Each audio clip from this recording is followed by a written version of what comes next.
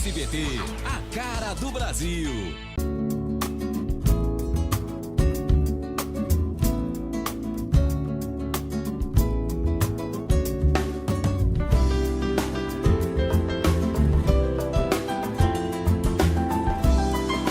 Programa Semeando em Vida, a palavra de Deus suprindo vida para você e sua família. Shalom, amada igreja, shalom, amados em Cristo, shalom, aqueles que também não conhecem a Jesus. Meu nome é Paulo Berlim Pérez, pastor do Ministério Sementes de Cristo, atuando aqui, servo do Senhor, atuando em Alto Araguaia e Santa Rita do Araguaia e região. Quando nós falamos sobre alguém que ministra a palavra, ou que é chamado para este ministério, amados, nós não falamos que é um pastor de uma igreja. Ou seja, quando um pastor é ordenado a pastor, ele é pastor onde ele estiver, seja na cidade em que ele está inserido e onde ele for.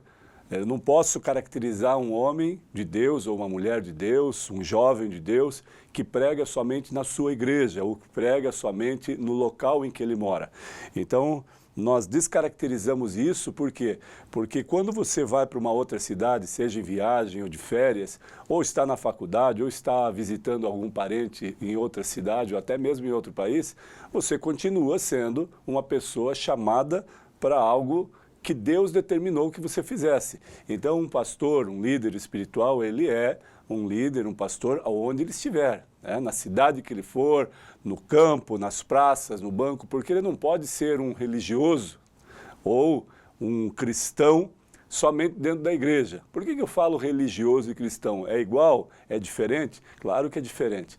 Então, eu quero deixar claro que religioso, amado, religião, é tudo aquilo que me impõe regras, não de valores, regras que me oprimem, que direcionam para um contexto em que eu sou obrigado a fazer. Eu vou na igreja, eu sigo a Jesus porque eu quero mostrar para alguém que eu faço isso. Não, o significado de cristão é cristãozinhos, que foi chamado lá na igreja de Atos, no passado, quando homens e mulheres se pareciam com Cristo. Então, denominados cristãozinhos, parecidos com Cristo.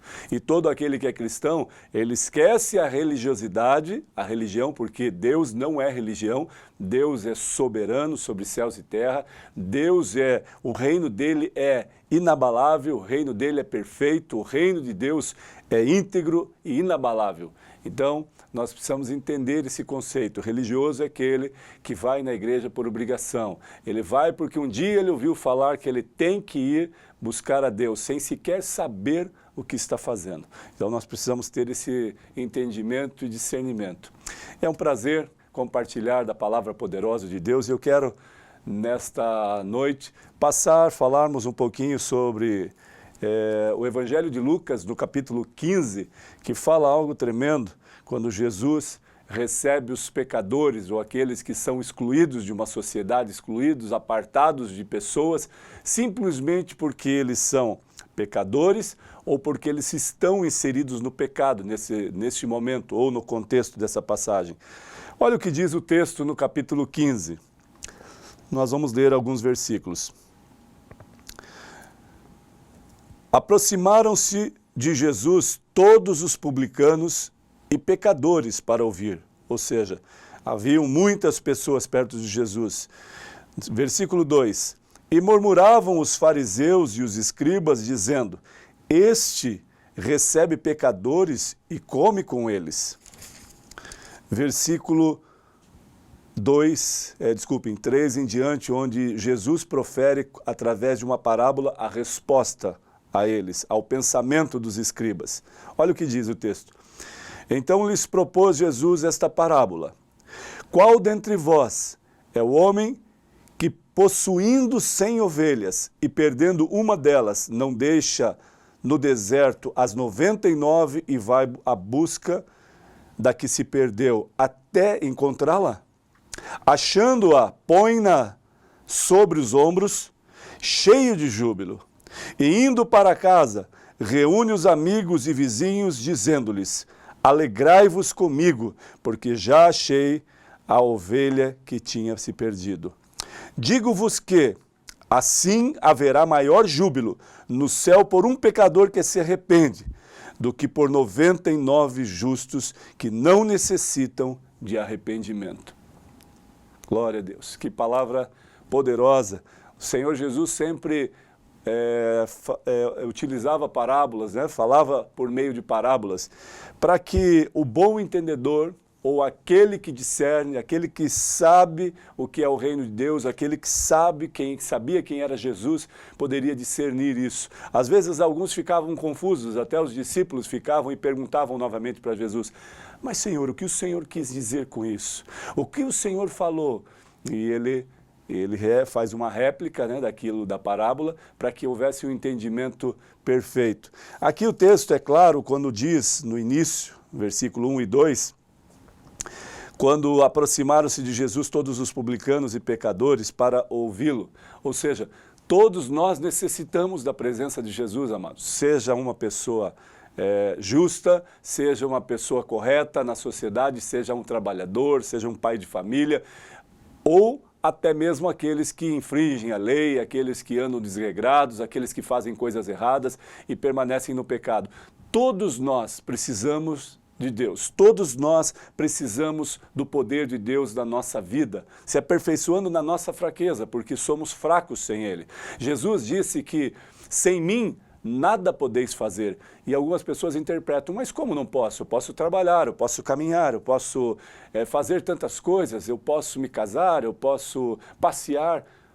Mas não é disso que ele está falando, amados. Ele está falando que sem mim nada podeis fazer de uma forma íntegra, de uma forma perfeita, de uma forma absoluta, e daquilo que eu me proponho a fazer. E como eu vou chegar?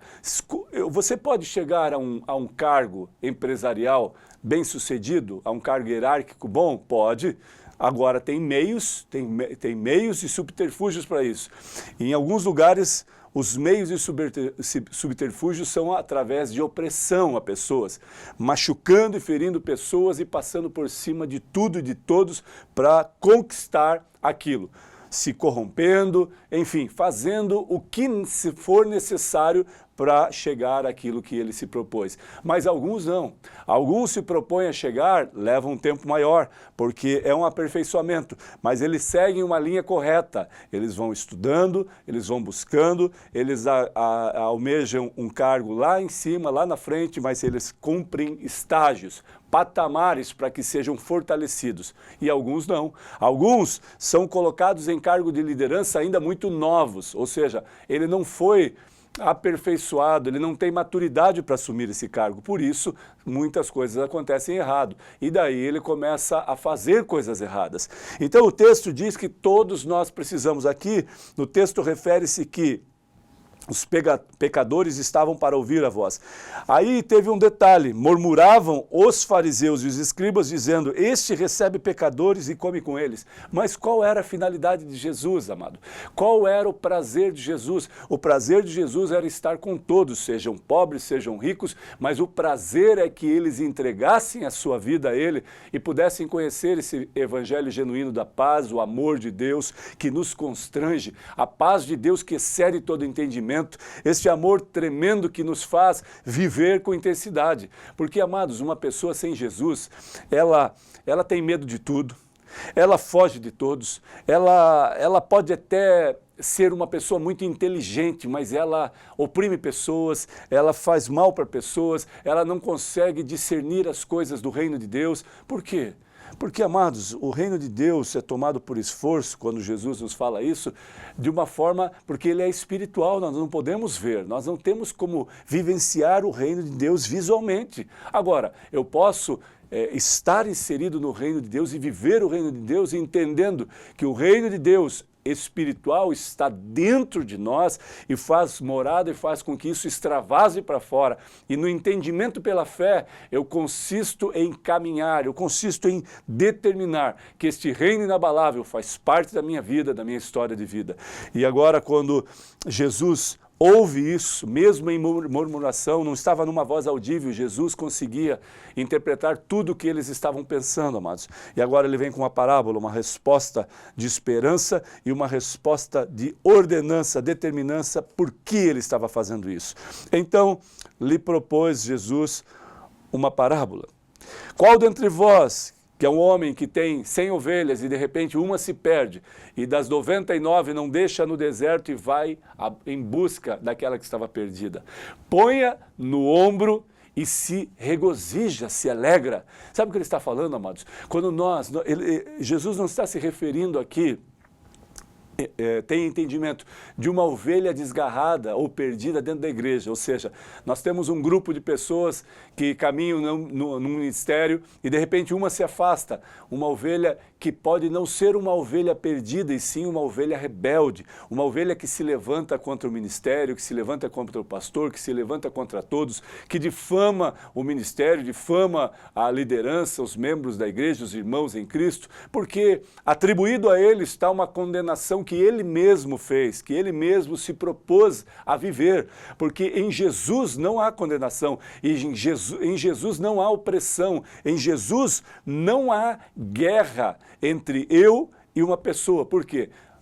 Porque a paz de Deus, que excede todo entendimento, diz que a nossa luta não é contra principados, não é contra carne e nem sangue, mas contra principados e potestades. E principados e potestades, amados, é uma luta espiritual que a nós não nos cabe e não podemos travar essa luta. Cabe a Deus cumpri-la, porque somente Ele pode nos resgatar e nos ajudar contra principados e potestades que governam a vida dessas pessoas, que são contrários a tudo e a todos. Ou seja, agora ele fala, quando você vê uma ovelha perdida, mas são aqueles que estão lá fora, perdidos, um dia, outrora, ouviram a palavra de Deus, em algum dia, no passado, foram inseridos no corpo de Cristo, caminhavam falando do Evangelho, caminhavam na igreja ou com Cristo, falando do amor de Deus, e agora, por algum motivo, por alguma situação, está perdido, está dilacerado por uma situação, talvez um casamento abalado, talvez uma separação, talvez a morte de um ente querido, talvez alguma coisa muito grande que aconteceu, perturbou a sua vida, e ele foi para a dependência do álcool, ou das drogas, ou da prostituição, ou entrou numa vida de corrupção e não consegue sair. Mas Jesus, o Todo-Poderoso, ele tem poder para mudar a história de vida dessa pessoa, para mudar a história de vida da ovelha perdida, daquele que está sem ter esperança. Agora, eu e você temos uma função, amado, ir de pregar o Evangelho a toda criatura. E de pregar o Evangelho, vá até as pessoas, iremos até pessoas, por isso que a igreja está perdendo a função que foi determinada a ela. A igreja aqui na terra, a função do reino de Deus, Jesus veio por vidas e a igreja aqui na terra tem que ser representada através de vidas. E eu não estou falando das vidas que já estão inseridas no corpo de Cristo dentro de cada denominação, não. Aqueles que estão lá fora, nesse exato momento, amados. Existem pessoas morrendo de overdose, pessoas se prostituindo, pessoas agora ingerindo álcool, drogas, pessoas agora se corrompendo, pessoas matando, ferindo pessoas se ferindo, pessoas tirando a sua própria vida nesse exato momento, agora por guerras, bombas, tiros e mísseis, agora casas, tudo está sendo dilacerado nesse exato momento. Coisas terríveis acontecendo. Mas alguns de nós ainda estão dormindo, alguns de nós ainda estão tomando seu café, e eu não estou falando que isso é errado, eu estou falando que a igreja está perdendo o propósito dela aqui na terra. E o propósito, amados, é olhar para as ovelhas perdidas, tocá-las. A palavra de Deus faz como forma de parábola, coloca no ombro, se regozija, né? Se alegra com esta ovelha que estava perdida. E a palavra continua, olha o que diz o texto. E indo para casa, reúne os amigos e vizinhos, dizendo-lhe, alegrai-vos comigo, porque já achei a minha ovelha que estava perdida. Que coisa tremenda. Alegrai-vos comigo, ele está dizendo que há um grande júbilo, uma grande festa quando uma pessoa que estava perdida, uma ovelha, uma pessoa que estava direcionada por Satanás, vivendo no charco de lodo, vivendo no lamaçal de pecado, agora volta para a luz de Deus, agora volta para o amor de Deus, agora volta para a compaixão de Deus, para a misericórdia de Deus, porque quem atua, amado, no coração deste homem, dessa ovelha perdida, é o Espírito Santo. Eu e você só somos canais de bênção, vasos usados por Deus para chegar até eles. E se nós não fazermos, amados, se nós não fizermos, quem o fará? A função foi delegada a nós, aos cristãos, a homens e mulheres que temem a Deus e querem vidas restauradas. E o texto continua: digo-vos que assim haverá maior júbilo no céu por um pecador que se arrepende, do que por 99 justos que não necessitam de arrependimento. Ele não está excluindo os justos, mas ele está falando que o júbilo no céu, haverá maior júbilo no céu de um homem, uma mulher, uma vida arrependida na presença do Senhor, se arrependendo na presença do Senhor, haverá júbilo no céu. E ele volta de uma forma tremenda e poderosa para que o nome de Deus seja exaltado, amados. E todos se alegram no céu, nos anjos do céu, a terra se alegra, a igreja se alegra quando uma pessoa que estava perdida, quase morrendo, ao ponto de morrer, seja pelas drogas, pelo álcool, pela prostituição, mas agora ele reconhece, se arrepende na presença de Deus e retorna ao aprisco do Pai, retorna aos braços do Pai. E esta palavra nos impulsiona a dizer que muitos condenam a nós e a todas essas pessoas. Muitos olham para as pessoas em Alto Araguaia, em Santa Rita do Araguaia, em todos os estados e cidades brasileiras, e olham para pessoas que estão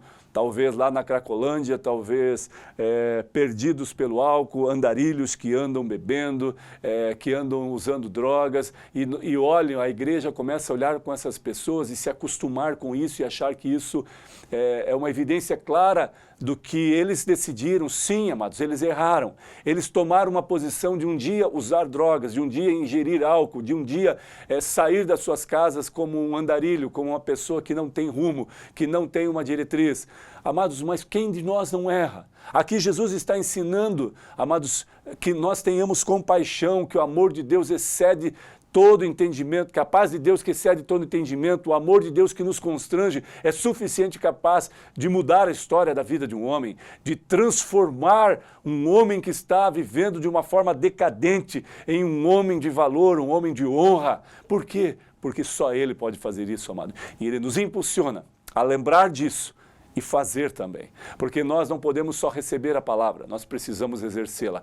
Nós não podemos somente conhecer a Deus e simplesmente continuar a nossa trajetória de vida como religiosos, mas como homens e mulheres de Deus operantes numa obra que é tremenda e poderosa, e passarão séculos e séculos e a palavra de Deus prevalecerá e permanecerá eternamente. Por isso, se envolva, se disponha, tenha ânimo para proclamar a vida e profetizar vida para as pessoas que estão padecendo, amados. Em nome de Jesus, que você receba essa palavra e seja cheio da presença de Deus para manifestar a sua glória onde você for, aonde você for, nas cidades, nas praças, nos passeios, nas viagens, aonde você for, seja vida, seja restauração para aquele que necessita, amados.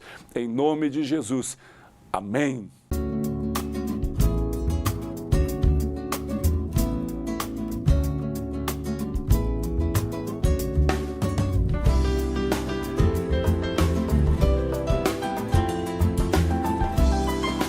Programa Semeando em Vida, a palavra de Deus suprindo vida para você e sua família.